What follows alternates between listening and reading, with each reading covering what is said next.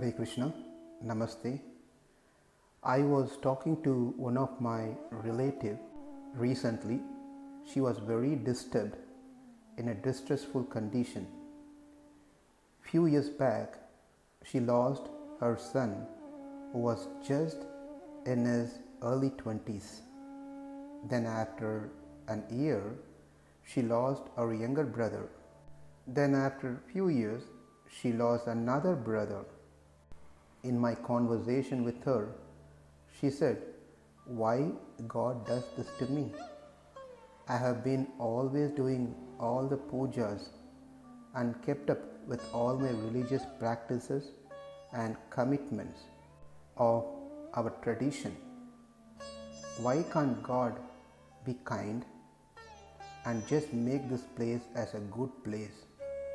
Why there should be bad things mixed as well?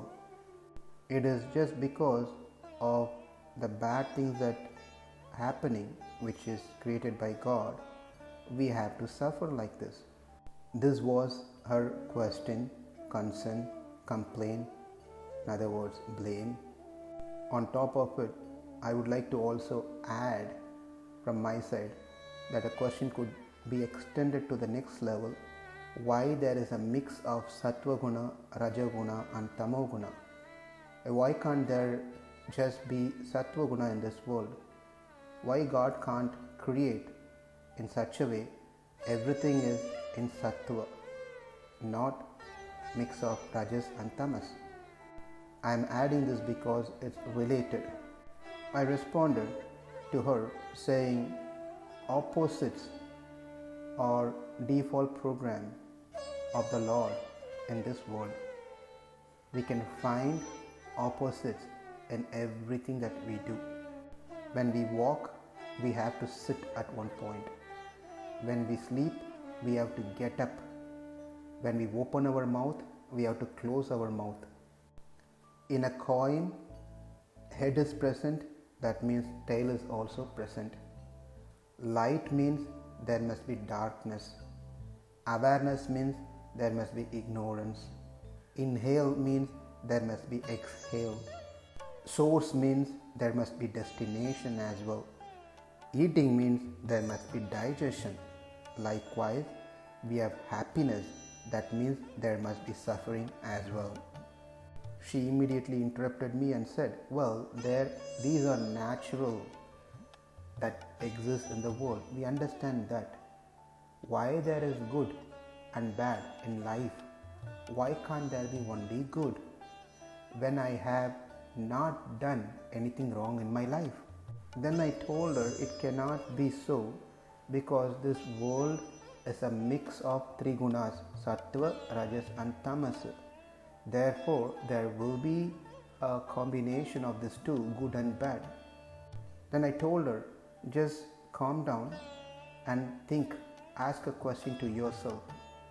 The question that you asked me, why God created both good and bad, only comes into our mind when we are hit by some problems, most of the time. Otherwise, the problem always exists in the world. Our neighbors having their own problem, our friends have their own problems, our relatives have their own problem. Everyone is having problems. But we don't ask this question all the time when we see there's problem in the world. Mostly this question hits only when we are personally involved. Of course, we show our sympathy to others, but we don't start contemplating on that much. When our known people are suffering, we are having palatable meal. We are in the restaurant, we are watching movies. Likewise, when we are suffering, other people are having their routine life. They do whatever they are doing. So the point is, bad and good keeps happening in this world, which cannot be avoided to make it 100% as a good place. If everything is good, then where is the question of we wanting to attain mukti, moksha? Where is the question of bhakti? Where is the question of discussing all these things? There is no one will be interested in Atma, Paramatma, bhakti, mukti, nothing. Then I asked her back, what do you mean by good? What you consider to be good? Then she said, well, there shouldn't be any diseases, no old age, no death. We all have to be happy without any hurdles. I said, well, very good. I told her, if you want to buy vegetables, do you go to a computer electronic shop? She said no. If you want to buy a laptop, would you go to an ice cream shop? She said no. I said, why? Well, you got to go to the respective shop to buy the respective things.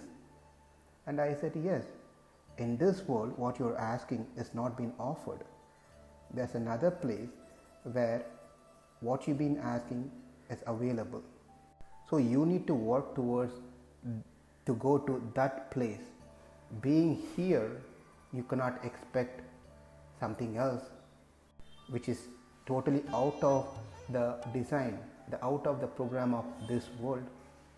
Krishna very clearly says, if you are inclined towards not having disease, old age, death, birth, and only want to be happy, then this place is not a good place for you, my friend. You got to come to that place which is free of all these things. That is the supreme abode of mind, Nitya Vibhuti. Well, this is also mine, but this is Leela Vibhuti. I have different program here and I have a different program over there. But I have not restricted the movement from Leela Vibhuti, the people from here, to go to the Nitya Vibhuti. I always kept that option open, and in case I like to see everyone coming over there, because that place is free of duality, which is not controlled by the time factor, and which is free of Mishra Sattva, meaning it is only Shuddha Sattva, doesn't have Rajoguna and Tamoguna. Then that relative of mine asked a question, why even then the Lord created this world in first place? If he has not done that, we would have been happy with him all the time in the spiritual world. Then I asked her, what is the necessity of a government constructing a city with residential area, business area, shopping complex, a separate area, hospitals, and many other places? She said, there is a need for all these things, therefore the government does this. Then I asked, what is the need of knife? She said, to cut the vegetables. Then I asked, what is the need of other weapons like guns, tanker, etc.? She said, to protect the country, the citizens. Then I asked, what is the need of drugs? She said, to cure the people. Then I expressed my opinion, saying that, well, we shouldn't have had knife, weapons, drugs, any of these things, because people use the knife to murder someone. People use the weapons to destroy the country. People use the drugs to misuse and get intoxicated. She immediately denied, no, that's not the reason. We must have these things, but people are misusing those things for a different purpose. That is not good. Then I said, exactly. There is always need for everything in this world. How we use it depends on the individuals. We can use the knife for cutting vegetables, or we can use a knife to cut someone's throat. Therefore, we cannot blame the creation of the Lord. It has its purpose. Let me explain you something. You're thinking your life is this, but you don't know that the life doesn't have a beginning. You have been taking birth several lifetimes, life after life after life, because of your karma. That karma also doesn't have a beginning. It is anadi. It is existing time immemorial. How much ever we try to argue that karma has no beginning, still the truth is it is anadi, never has a beginning. The Lord has created this world primarily for us to drain our karmas by using our God-given bodies. God doesn't want us to suffer in this world. He sincerely wants us to return to His spiritual abode and be happy with Him. If the Lord has not created this world, you think that you will be happy? And that person said, yes, it is because He created that I have to suffer. Well, that's not true. We all would have been in a dormant state with no bodies, no senses, no mind, no intelligence, along with the Mula Prakriti, the material nature, just like any other matter. We'll have no senses, no mind, but that doesn't mean in that state we don't have our karmas. We still have those undrained karmas, which is anadi. Unless and until those karmas are drained, we will not be in the spiritual world. So if the Lord doesn't create this world, think about it. We will be still in a dormant state, neither here nor there. How would that situation be? Terrible. So the Lord, out of His mercy, creates this world just for that reason, so we can drain our karmas. After He creates this world, He gives us senses, mind, intelligence, body, and with these God-given faculties, tools, we carefully use them to drain our karma and carefully avoid accumulating any new karmas. Krishna has also clearly told that this world is designed in such a way there will be problems. There will be effect of these three gunas. We will be tossed by both good and bad due to our own karmas. If you want to be free from them, then simply follow my instructions that I have given in Bhagavad Gita. I have given you options. Pick one and progress, and then attain me to that place where there is no duality, no rajas, no tamas, where there is no influence of time factor. Then she asked, so I have to follow Bhagavad Gita? Do I have to study Bhagavad Gita? Is there any other option? Well, what is the problem for you to study Bhagavad Gita? It is a guide, it is a manual for us, for human to follow, which is given by the Lord Himself directly. It is for your good. Do you have any issue following Bhagavad Gita? Then she said, well, if I have to follow something, that means I cannot be independent. Then I said, if you want to be independent, then why you blame God for things that's happening in your life, in this world? If you are dependent, then you follow the instructions given by the Lord and get benefit out of it. If you want to be independent, you don't need to follow any of God's instructions if you choose to not to follow, but do not question God. You work for a company, then you cannot say that I will not follow the policies of the company. You will be given a free will, a freedom to function within certain area, but you cannot take over and function like the CEO of the company. So the CEO defines the policies. Krishna defines the policies of this world and is given the instruction how to lead life in this world. If you say you are independent, then this conversation that you and I are having is of no use. If you feel that you are dependent, then yes, follow the instruction given in Bhagavad Gita. The truth is, none of us are independent.